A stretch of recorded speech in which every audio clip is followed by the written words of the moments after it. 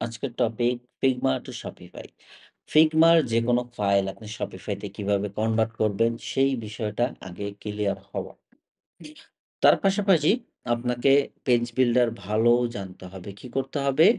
Shopify এর যে page builder গুলো আছে, পেজফ্লাই বলেন, আ জেমপেজ বলেন, জিপিফাই বলেন, আরো অনেকগুলো পেজ বিল্ডার আছে।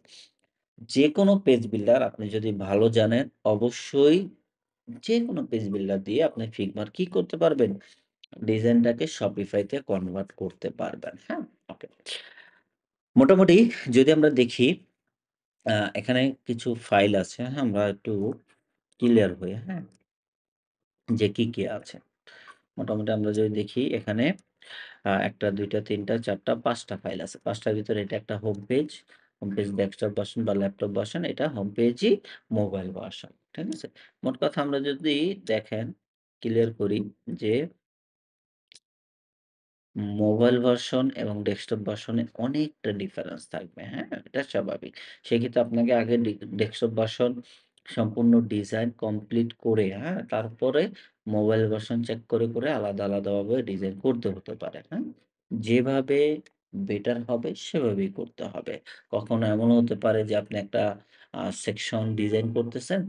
সেই সেকশনের আ যে ডেস্কটপ ভার্সন, হ্যাঁ? ডেস্কটপ ভার্সন কাজ করতেছে, মোবাইল ভার্সনে কাজ হচ্ছে না। তখন আবার মোবাইল ভার্সনে গিয়ে আলাদাভাবে কাজ করতে হবে। অনেক সময় কি হয় অটোমেটিক নিয়ে নেয়। কিন্তু মোস্টলি আপনাকে ধরে প্রতিটা সেকশন মোবাইল এবং ডেস্কটপের জন্য কি করতে হবে? আলাদা করে কাজ করতে হবে। পাশাপাশি এই যে ট্যাক্স গুলো আপনি চাইলে কপি করতে পারবেন, হ্যাঁ?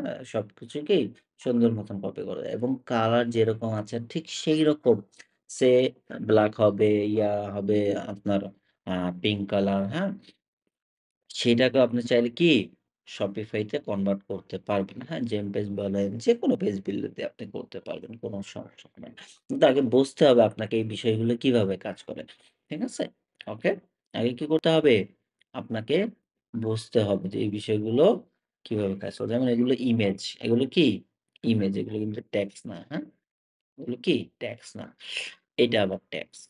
একটা টেক্সট দিছে নাকি ইমেজ দিছে। এটা ক্লায়েন্ট বানিয়ে আনছে কাউকে দিয়ে হবে। এগুলো কি ট্যাক্স। ওকে? এগুলো চাইলে কপি করে আপনি কি করতে পারবেন? কনভার্ট করতে পারবেন। কিন্তু এই যে সেকশন, হ্যাঁ? কলম এগুলো আপনাকে আগে ভালো মতন বুঝতে হবে পেজ বিল্ডার এর ভিতরে। তারপরে গিয়ে আপনি একুরেট পারফেক্টলি ক্লায়েন্টরা যেরকম চায় সেরকম ডিজাইন করে দিয়ে দিবেন। Shopify তে এইজন্য ক্লায়েন্ট স্যাটিসফ্যাকশন রেটটা একটু বেশি থাকে অন্যান্য ক্যাটেগরি থেকে। কারণ ক্লায়েন্টরা যা চায় তা আপনি করে দিতে পারেন অল্প সময়ের ভিতরে ক্লায়েন্ট খুশিও হয়ে যায়। ঠিক আছে? ওকে। সর্বপ্রথম আপনাকে কি করতে হবে? এই সম্পূর্ণ পেজগুলোকে সেকশনগুলোকে সরি, সেকশনগুলোকে ডিজাইন করার পর, হ্যাঁ? ডিজাইন করার পরে গিয়ে আপনি কি করতে পারবেন? মোবাইল ভার্শনে আলাদাভাবে কাজ করতে হবে। ঠিক আছে? যখন ২ টাতে কাজ করা হয়ে যাবে, তখন আপনার নিজেকে কয়েকবার রিভিশন দিতে হবে, হ্যাঁ? আমরা বাঙালিদের একটা মানে একটু খারাপ স্বভাব আমি বলতে পারি যে, আমরা কাজ ভালো করি, হ্যাঁ? কাজ ভালো জানি, কাজ ভালো করে শিখিও। কিন্তু যখনই কাজটা রিভিশন দিতে যাই যে, এটাকে আমি নিজে রিভিউ করব, হ্যাঁ? যে এটা কি সবকিছু ঠিক আছে কিনা? ওইটা আমরা করতে পারি না। ওটা কি করে? ক্লায়েন্টরা ধরে খুব বলে দিতে হয়। সেই ক্ষেত্রে সমস্যাটা একটু বেশি হয়। আপনি যদি নিজে রিভিউ করতে পারেন যে আপনি একটা কাজ করছেন, কাজটা কি সঠিক হয়েছে কিনা, কোথাও ভুল আছে কিনা সেটা যদি ভালো মতন রিভিউ করতে পারেন, একবারের জায়গায় ৩ বার ক্লায়েন্ট 100% স্যাটিসফ্যাকশন হবেই। কোন ধরনের সমস্যা হবেই না। বুঝাতে পারছি? ওকে।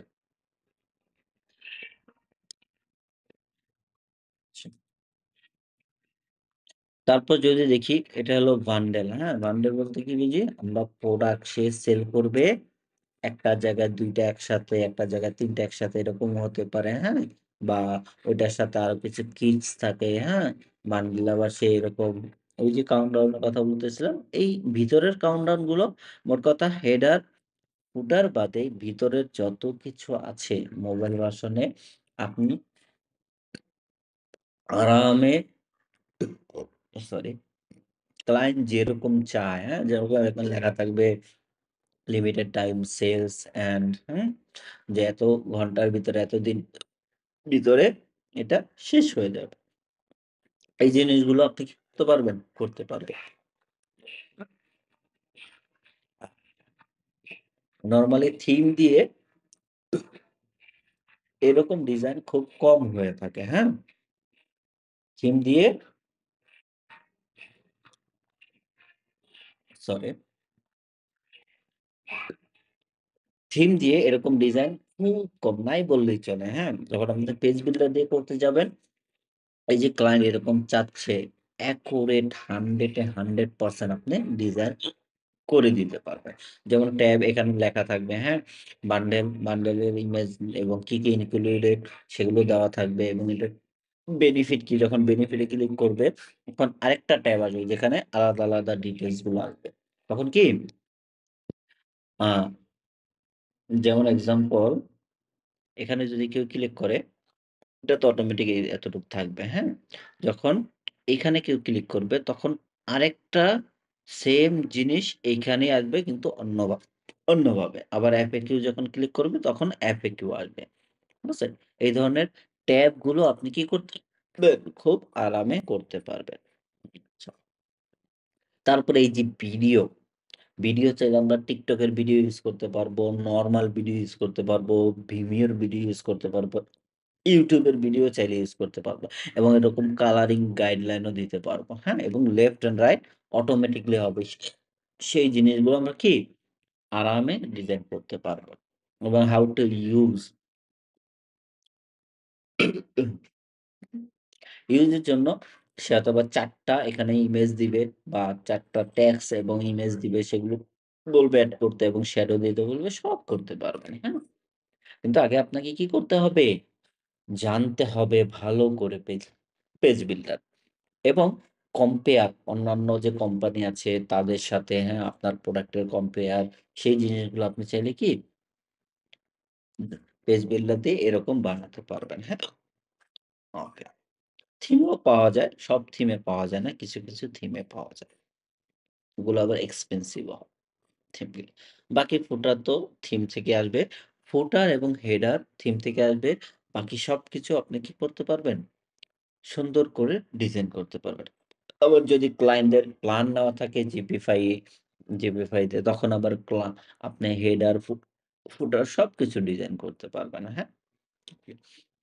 যেকোনো পেজ বিল্ডারের যদি প্ল্যান নেওয়া থাকে হেডার থেকে শুরু করে ফুটার শুধুমাত্র জেম পেজে হেডারটা ডিজাইন করা যায় না। বাকি যেকোনো অন্যান্য পেজ বিল্ডারে হেডারও ডিজাইন করা যায়। ফুটার যেকোনো পেজ বিল্ডারে আপনি ডিজাইন করতে পারবেন। থিম সেকশন হিসেবে ইউজ করতে ওকে। আচ্ছা। এই ছিল আপনার আ Figma ওভারভিউ, হ্যাঁ? যে Figma ফাইল যখন আপনি পাবেন, ফাইলটাকে আপনি কিভাবে কাজে লাগাবেন, হ্যাঁ? ওকে। যেকোনো ট্যাক্স আপনার কপি করা দরকার, হ্যাঁ? ট্যাক্সে ক্লিক করে ওইখানে গিয়ে জাস্ট সিলেকশন করে কপি করে আপনি চাইলে কি আপনার Shopify তে বসিয়ে দিতে পারবেন, হ্যাঁ? এরকম আমরা অনেকগুলো যদি আমরা আমাদের Figma তে যাই যেমন অনেকগুলো ক্লায়েন্টদের আমরা এইরকম কাজ করেছি, হ্যাঁ? Figma থেকে সরাসরি Shopify তে কনভার্ট করেছি। আলহামদুলিল্লাহ ক্লায়েন্টরাও খুশি হয়েছে। আমরাও আলহামদুলিল্লাহ মোটামুটি ভালো বেনিফিট পেয়েছি। সেই অনুযায়ী আমরা নরমালি তো ট্রাই করতেছি বাংলাদেশে বসে অনেককে শেখানোর জন্য। মোটামুটি যারা অ্যাডমিশন নিচ্ছে তাদেরকে শিখাচ্ছি, হ্যাঁ? আবার ফ্রিতেও চেষ্টা করব YouTube এ ভিডিও দেওয়ার জন্য যখন সময় পাবো। আ ইনশাআল্লাহ। ওকে দোয়া করবেন। যাতে সময় পাই এবং ভিডিও দিতে পারি। অনেকে থাকে, অনেকের অ্যামাউন্ট থাকে না শেখার জন্য। টাকা থাকে না তারাও যেন শিখতে পারে, হ্যাঁ? শিখে কিছু একটা করতে পারে। আচ্ছা, এই পর্যন্তই আজকের ভিডিও। ইনশাআল্লাহ নেক্সট কোনো ক্লাসে আমি যদি ফ্রি স পাই, যদি সময় হয় না, ফ্রি সময় যদি পাই ইনশাআল্লাহ এই Figma ফাইলটাকে সম্পূর্ণ Shopify তে কিভাবে কনভার্ট করতে হয় দেখাবো। ওকে।